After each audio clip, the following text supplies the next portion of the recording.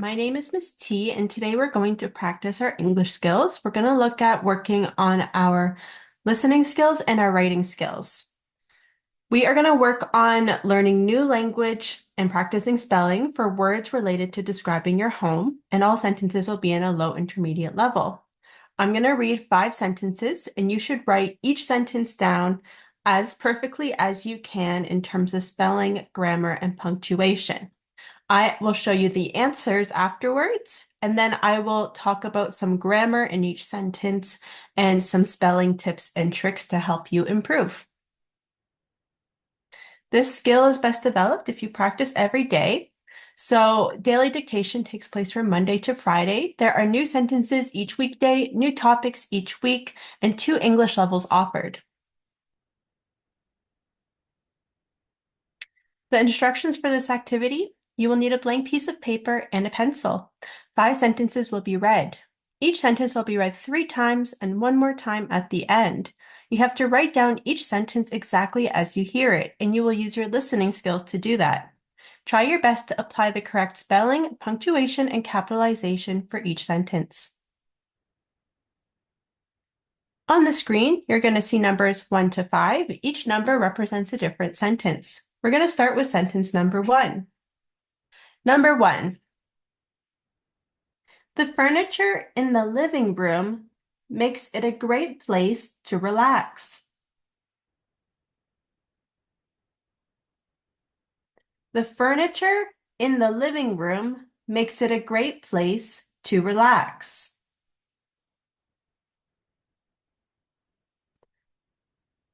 The furniture in the living room makes it a great place to relax. Number 2. I love spending time in the garden behind the house on sunny days. I love spending time in the garden behind the house on sunny days.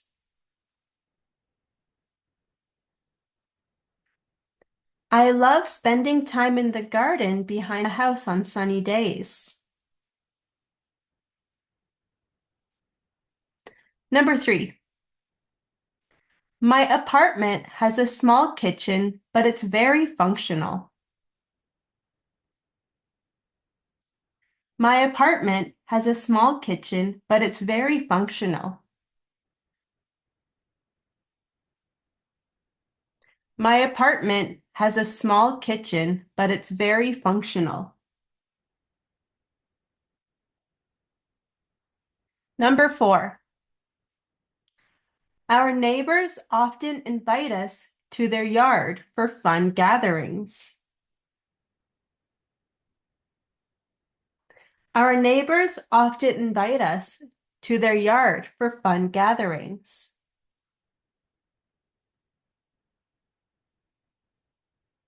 Our neighbors often invite us to their yard for fun gatherings. Number 5. Each room in the house has its own style. Each room in the house has its own style. Each room in the house has its own style.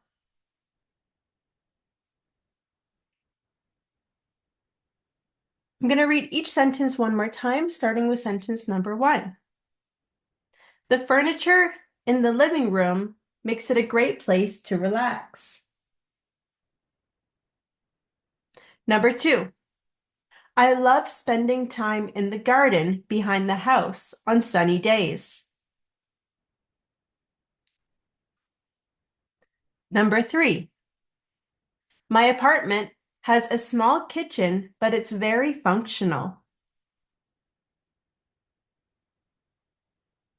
Number 4.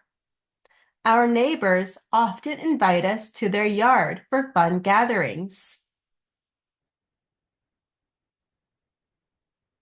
Number 5. Each room in the house has its own style. All right, so that is our list of sentences for today. We're going to get ready to check our answers. If you found that it was a little bit too fast and you want to listen again, you can adjust the playback speed to make it go slower in the settings of the video. If you want to listen to specific sentence numbers again, check the description for timestamps. Now we're going to look at our sentences. So we're going to start with sentence number 1. The furniture in the living room makes it a great place to relax. Okay, so we're starting with a pretty long subject. Our main subject here is the furniture, but we're just having a little bit more context by adding where the furniture is. And so we have the word in here. That's a preposition. The preposition plays a role in connecting this noun furniture with this noun living room. Because furniture is a non-count, it's going to kind of work like a singular noun, which is why we're adding the third person singular rule on our verb here. Makes it, so it refers to the living room. A great place to relax. And after we have this main verb here, we're going to have an infinitive over here.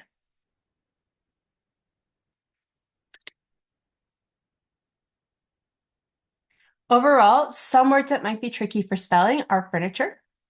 So if that was a little bit tricky for you to spell, the best thing to do is to split it up in smaller sections.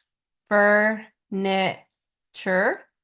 And splitting it up according to the syllable stress will help your pronunciation and your spelling as you sound it out. And remember, living room is 2 words. So living is 1 word and room is another word. Sentence number 2.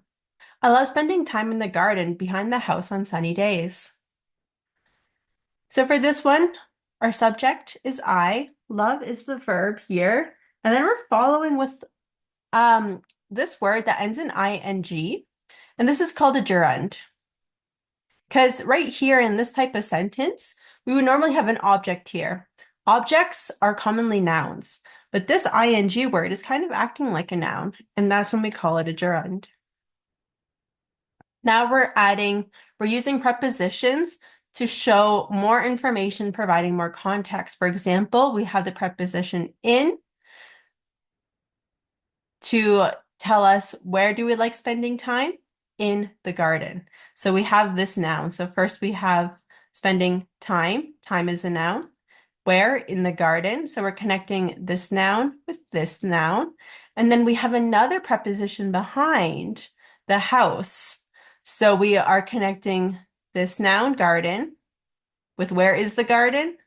Behind the house. And we have one more connection, making it a little bit longer with even more context. We have another noun, days. So on sunny days, this tells us when we like to spend time in the garden behind the house. And now it's connecting everything to sunny days. So as you can see here, we can really expand our sentences and make them longer by providing more information and more context and using prepositions to show those relationships between the things that you're presenting in your sentence. Overall, I'm hoping that the spelling wasn't too bad. Sunny might have been tricky for 2 reasons. Some people forget the double consonant N. So if you did practice that and make sure that you remember that there is a double consonant in there.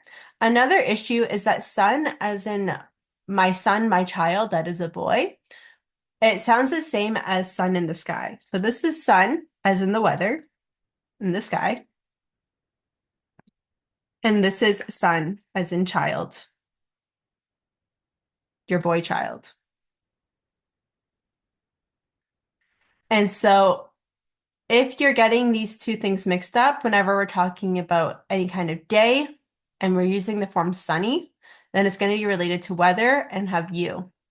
However, if you're only going to use sun and you're referring to your boy who is a child, then you are going to use it with an O. All right, so for this sentence, my apartment has a small kitchen, but it's very functional. But is another difficult coordinating clause. So this word here, because similarly to and, if there are two very closely related ideas, such as the apartment being a small kitchen and it being very functional is directly related to it. So very closely related ideas, sometimes we don't need a comma. So in this sentence, you don't need a comma, which is a little bit tricky because in other sentences, you do need a comma. So that trick is very hard. When they're very closely related, you do not need a comma between the two clauses. They're both independent clauses. So my apartment, that's the subject. Has is the verb, and a small kitchen is the object. Then we have a conjunction to open up the next independent clause. It's very functional. It is the subject here because now we're referring to the kitchen, and it's contracted to, and that means that this is supposed to resemble is, which is our verb, and there is the adverb, and functional is an adjective.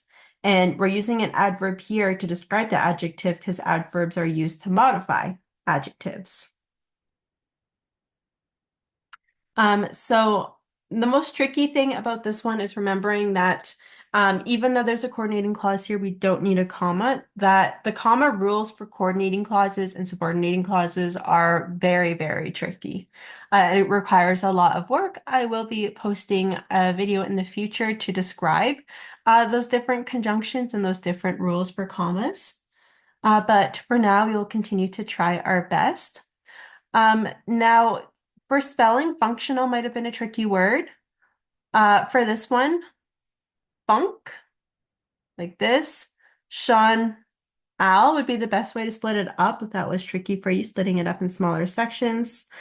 Would make it better to remember the letter order. Apartment only has one P. A lot of people want to do double consonants for that. Now let's look at number 4. Our neighbors often invite us to their yard for fun gatherings. Okay, so our neighbors is the subject.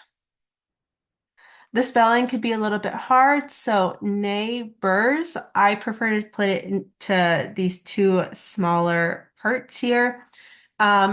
Also, in my region, we spell this word with a U here, but if you're in America, you might have not put a U, and that is correct as well. So it's correct in both ways, depending on the region where most of your English is learned or where you'll be using English. Invite is a verb and then often is an adverb of frequency that we have in here. Us is the object to the sentence, and we are again using prepositions here to provide more information. So invite us where? To the location of their yard. For what purpose?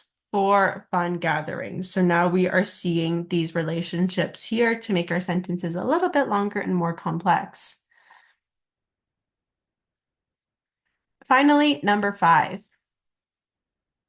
Each room in the house has its own style. Now, for this one, maybe one of the trickier things to remember is that this actually does not have an apostrophe because this is a possessive adjective, whereas like I said over here for number 3, this is a contraction of it is. So even though these words sound the same and almost look the same, they actually have different functions in the sentence. So be careful of that. This is a subject plus a verb contracted, and this is a possessive pronoun or possessive adjective. Each room is our subject, and we have in the house to provide a little bit more context to it using the preposition in to relate house and room, those two nouns. And has is the verb, its own style. So we could actually say its style, but by putting own in here, its own style, we are really emphasizing the difference between the rooms. So this is used for emphasis, just like we can say we each have a personality, but it's better to say we each have our own personality to emphasize how different we are.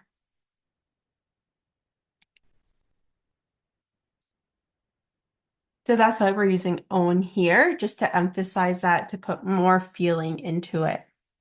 So that is a bit of a breakdown of some of the spelling tips and tricks for some of the longer, more difficult words, or where there might be some mistakes, and some breakdown of some of the grammar in these sentences. Now you'll notice that these bold words are vocabulary words related to describing your home. I'm going to show you a better list of these words. So the words are house, comfortable, neighbors, appliance, apartment, garden, room, kitchen, yard, furniture. So make sure you know these words, know how to use them. Make sure you know how to use them when you're writing and when you're speaking, and that you know how to spell them if you're going to be using them in written responses or essays. This is a topic that does come up in proficiency exams if you're looking to take IELTS, TOEFL, CELPIP, PTE, something like that. So this is really good vocabulary to know and practice for that reason. Besides that, we are all finished for today. Thank you so much for watching. Keep on practicing your English and do the best you can. I'll see you next time. Bye.